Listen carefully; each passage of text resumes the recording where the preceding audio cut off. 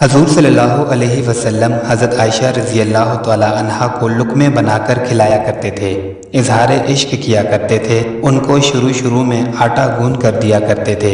عرب گوشت کی بڑی بڑی بوٹیاں پکا کر کھاتے ہیں۔ حضرت عائشہ رضی اللہ تعالی عنہا بوٹی کو آدھا کر کے رکھ دیا کرتی تھی۔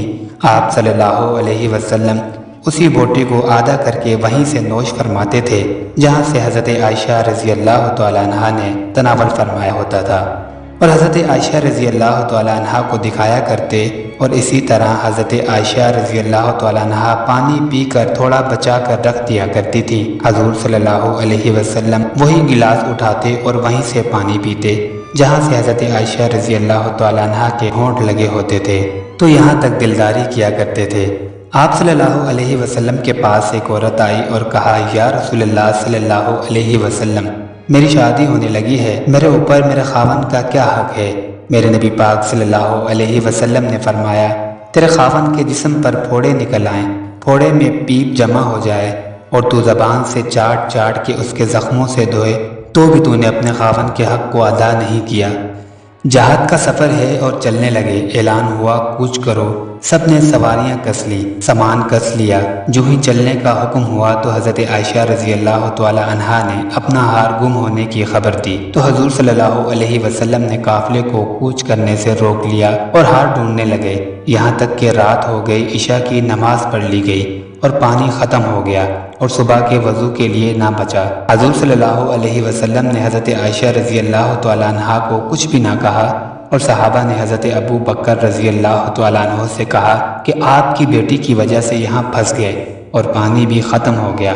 حضرت ابو بکر رضی اللہ تعالی عنہ جب حضرت عائشہ رضی اللہ تعالی عنہا کے خیمے میں داخل ہوئے تو حضور اکرم صلی اللہ علیہ وسلم حضرت عائشہ رضی اللہ تعالی عنہا کی گود میں سر رکھ کر سوئے ہوئے تھے۔ حضرت ابو بکر رضی اللہ تعالی عنہ نے اشاروں سے حضرت عائشہ رضی اللہ تعالی عنہا کو خوب ڈانٹ پلائی اور واپس چلے گئے۔ صبح کے وقت جب نماز کے لیے وضو کرنا چاہا تو پانی کی غیر موجودگی کی وجہ سے تمام صحابہ پریشان تھے، تو تیمم کا حکم نازل ہوا۔ بہرحال مختصر یہ کہ ہار نہ ملا، اور حضرت عائشہ رضی اللہ تعالی عنہا نے حضور صلی اللہ علیہ وسلم سے فرمایا کہ اے اللہ کے رسول صلی اللہ علیہ وسلم، ہار نہیں ملتا، بس قافلے کو چلنے کا حکم فرمائیں۔ حضور صلی اللہ علیہ وسلم نے قافلے کو کوچ کرنے کا حکم فرمایا۔ جب حضرت عائشہ رضی اللہ تعالی عنہا کی اونٹنی اٹھی تو ہار اس کے نیچے سے ملا، تو حضور صلی اللہ علیہ وسلم نے ہار اٹھایا اور حضرت عائشہ رضی اللہ تعالی عنہا کے حوالے کر دیا، اور حضرت عائشہ رضی اللہ تعالی عنہا سے کچھ بھی ناراضگی کا اظہار نہ فرمایا۔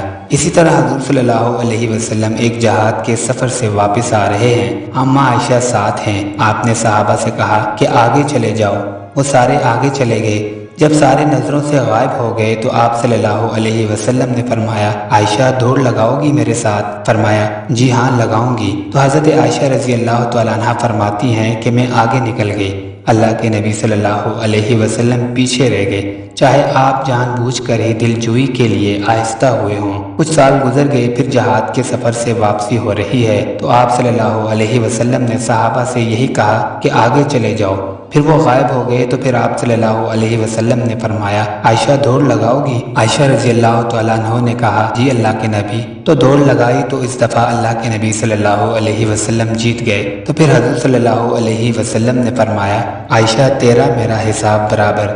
ہمارے ہاں عیب سمجھا جاتا ہے کہ اگر کوئی مرد کہے کہ مجھے بیوی سے سب سے زیادہ پیار ہے تو کہتے ہیں کہ تیری ماں کہاں گئی؟ تو بھئی ماں کا اور رشتہ ہے، بیوی کا اور رشتہ ہے۔ ماں باپ کی وجہ سے بیوی پر زیادتی نہیں کرنی چاہیے، اور بیوی کی وجہ سے ماں باپ پر زیادتی نہیں کرنی چاہیے۔